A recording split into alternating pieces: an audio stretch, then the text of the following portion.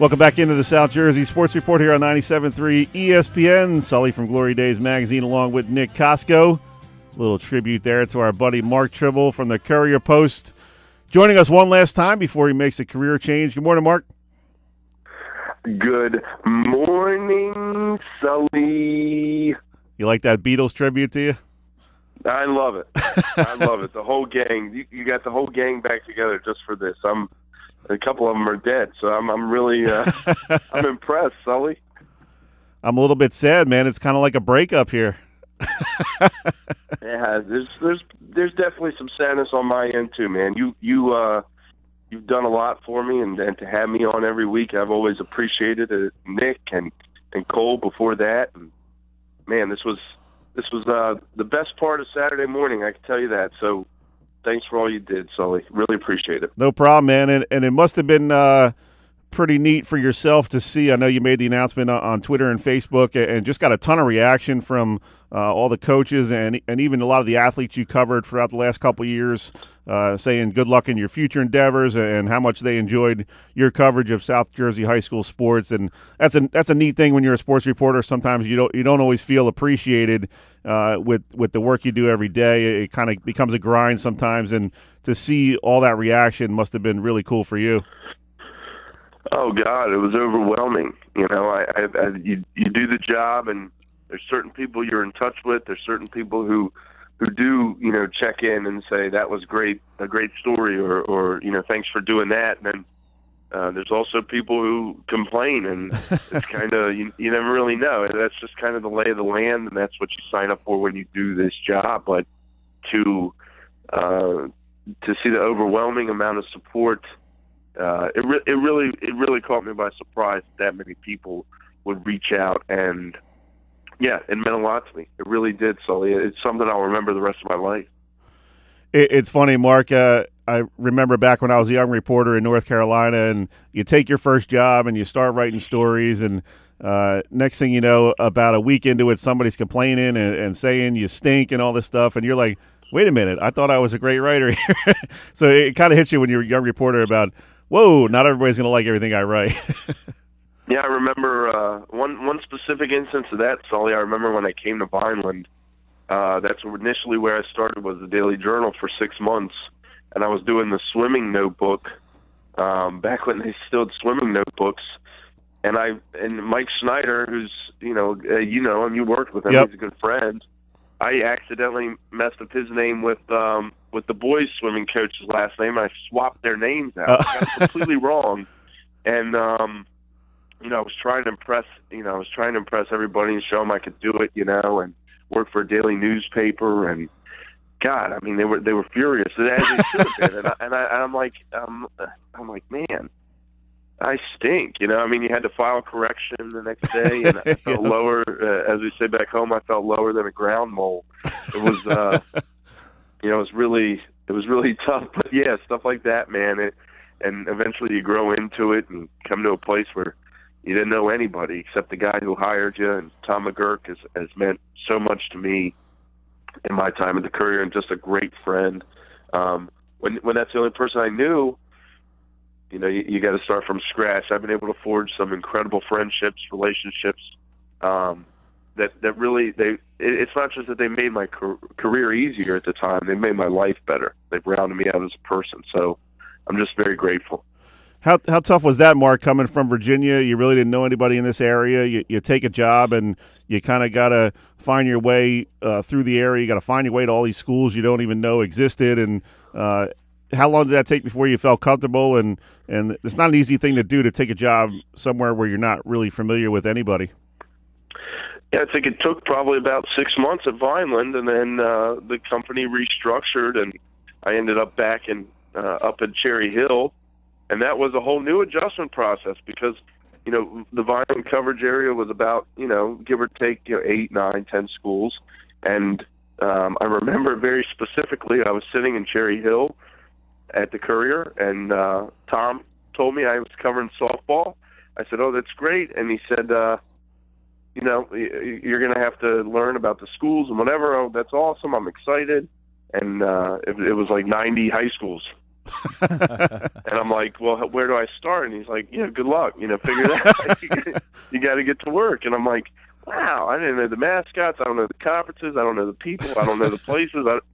That was much more of an adjustment than the Daily Journal, the greater Cumberland County area. But, I'd say it took that first year or two, and then I'd say the first year, really, and then it started humming after that. Talk with Mark Trible of the Courier Post, who's off to a new career path starting in about a week or so. And Mark, reflect back a little bit on your time at the Courier Post. You worked with some great reporters there and a great staff at the Courier Post, and really become so well known in South Jersey with some of the stuff you do, and the hats off thing really took off during the football season, and everybody knows you when you show up to games, and that's got to be a cool thing to see your career, how it really became such a big thing in a short amount of time. Yeah, well, Sully, it's been, there's just no way to sum it up, really. It was incredible that took off the way that it did. And again, I have to just give credit to the people of South Jersey. There's really not a campus that I've been to that I don't feel at home when I walk in the door. The athletic directors, the coaches, the fans, the parents, the kids, the athletic trainers, they've all been so good to me and helpful and pointed me in the right direction, and that's not lost on me. I wrote the stories, I went to the game, I gave the kid the hat, but that's just the final product. I mean, there's a lot of people who helped me figure it all out along the way, especially when I came in with nothing and I didn't know anybody. So you start from scratch and you just listen to people, you learn about their lives, you get to know them, and it's nice to continue that working relationship. And I will say too, Sully, the way it's taken off is a testament to how intense and in a good way the South Jersey community is for high school sports. I've covered high school sports in other areas, in other states. It's not like this everywhere in the country. It's really not, and it's a very excellent thing for our student athletes and these schools and their programs to have the outstanding media coverage that they get, and also that they consume it. Because if you don't consume it, you're not going to get it. I mean, they're going to stop covering stuff. So really, it's just a great place to be involved with high school sports.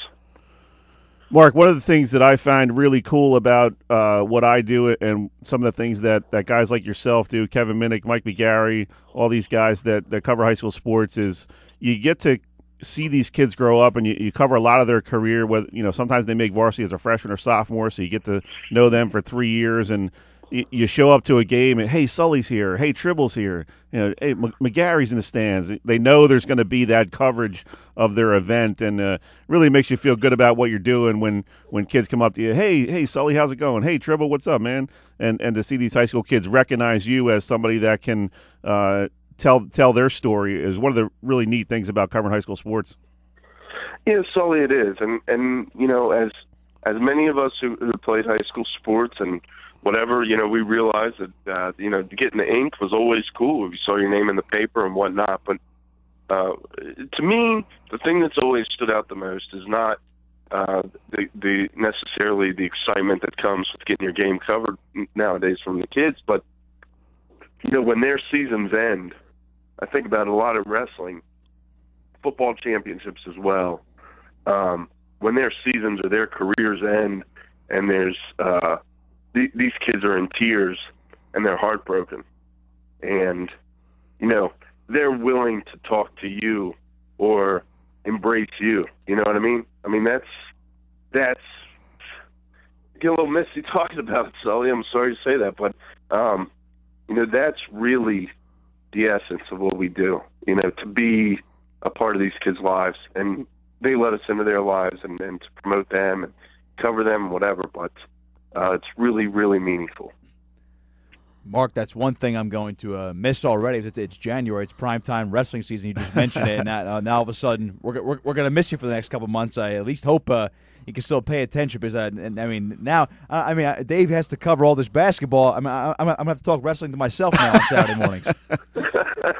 Well, hopefully I'll keep an eye on it, Nick. And if you ever need anything, you let me know, man. I certainly I'm not leaving in location. I'm still going to be around. I'll be living in Philly still, working in Philly, and I'm sure there might be some opportunities for me to get back out there, either alongside the mat or on the diamond or maybe on the sideline. It's nothing I'll rule out. So I hope I'm not a stranger. I'm not moving to. This isn't like when I came here. I left my hometown and just kind of shipped off. It was like, I'll see you when I see you, to a lot of people. Hopefully here that's not the case, and I'm still involved in some way, shape, or form, or at least in touch with everybody and can follow along. Mark, picking up on the last point you made, I remember, I think it was like 2 years ago when Holy Spirit football lost on a hook and lateral play in the final seconds. The football team lost a state championship game, and those are really tough interviews to do, but A.J. Russo stepped right up to the mic and gave his comments, and as did Reggie Jean Charles, and I think that's because I was able to cover most of his career and see him so much on every fall, and he got to know me, I got to know him, and it's the hardest thing to do is to interview a kid after a state championship loss, and he was gracious in giving me the time, and it's great when you see a young man or a young woman be able to step up to the mic and give you what you need for what you're doing when they're going through such heartache at that moment. And it really tells a lot about the bonds that the high school sports reporters have with these kids and these coaches. And it really is a neat thing. And you hope one day when they get older, they can appreciate all the time that we spent covering their careers. And I'm sure they do. And it's really, that's one of the things I find that is one of the most rewarding things, even in a moment like that when the kid is crushed and they've suffered the biggest loss of their high school career, when they're able to interact with you as you're doing a job, it really means a lot. Yeah, Sully, in thinking about it, man, I really, in the town I grew up in, my family and I, we packed in the car and we went to high school sporting events. That was our pro team. Our local team. We went to the basketball games, the football games. My dream was to play high school basketball for the high school where I grew up. I had watched their players play who were 16, 17, 18 years old. I thought they were superstars. I thought they were larger than life. And to be a part of that as a student athlete and to understand that and the role that it had in my life in shaping me and to cover it and to just talk to kids and, these kids, as much as they want to be in the headlines and they want to be in the videos, they want people to just talk to them and interact with them, man. That was always the key. Just talk. I just talked to kids. I loved hearing their passion for what they had and seeing how they dressed and why they wore these gloves and these shoes and whatever, yep. Man, and when you're a part of somebody's life, it goes beyond covering them as an athlete. You become a little portion of their life, and they become a little portion of yours too. So next time you see them play, you can dap them up and say, "Hey, man, how's your?" I remember last time you were struggling with history. How'd the history test come? Or, did you hear the new Meek Mill single or whatever it is? And then, you just develop that rapport, and then sooner or later they graduate, or it's over, and they're your friend. Really, is what they are, and just so many people like that, Sully, and it's been incredible. Well, Mark, before we let you go and get on to your next stage of your life, we wanted to say a quick thank you from the South Jersey Sports Report. We've really enjoyed your contributions over the last 2 years or so, and it's really brought a lot to the show. So we appreciate you taking time out of your Saturday mornings every week to really bring South Jersey sports into the living rooms and the cars of all the South Jersey fans out there. Yeah, Sully, it's been my pleasure in an area that I didn't specifically get to spend a lot of time in the shore. I always wanted to and always tried to, and when I was down there, I loved it. I appreciate the opportunity, and I know that the fine people down there have had a lot of nice things to say for me over the years, and I appreciate all you listeners as well. Hopefully we'll be in touch, and maybe this won't be the last. Maybe we'll reprise this sometime down the road. We'll get you in for a cameo one of these days. Perfect, Sully. Thanks so much, man. I appreciate all you do and all Nick does. You guys are great guys and great friends.